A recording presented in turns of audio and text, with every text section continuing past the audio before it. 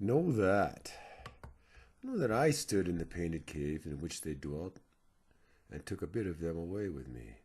I felt them as they stood behind me, hands upon my shoulders, helping point my way. I saw fully my short light cycle in the death of insects and other forms of life. I knew eternity in the long pause between metronomic, meditative breaths. Know that I have felt life so very strongly that it brought me to tears. I have loved and been loved for all of my best years. I have howled to the wind, the stars, and the vast cold emptiness above. I caught sideways glances at the eternity into which my consciousness always slid. Know that my nostrils quivered and I needed to run off in the cool twilight.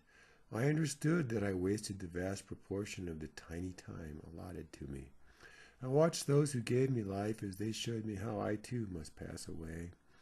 I struggled with and worried over unimportant issues for far too many years. Know that I take the shame of certain actions with me as stones I cannot grind. I thank all of those anonymous or dear who always helped me in my blindness. I plunged onward, reckless and without direction, too full of selfish cynicism. I came very late upon some understanding of those who just quietly do what is right. Know that I could not accept my weakness and imperfections for far too long, but I was engulfed by the silence between the clock ticks on a winter afternoon. I had to totally lose my way to realize I had never considered where I was going. I only began to escape my emptiness when at last it began to fill me up. Know that I was ever grateful for the sentience blindly granted to me by the life force. I worshipped the wondrous cosmos but shunned all religious orthodoxy. I struggled to express myself as intensely as the marlin, the tuna, and the dolphin.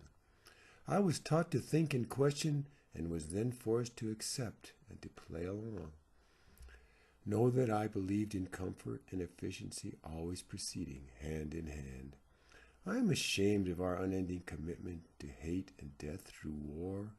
I am embarrassed by our thoughtless, foolish trampling of this sustaining earth. I believe that we are far too many now to be so reckless, wasteful, and error-prone. Know that I do not strive to attain so-called heaven and have no fear of any hell. I believe my thoughts and actions will gradually dissolve within the great entropy over time. I fear the permanent loss of my mind more than being dead forever.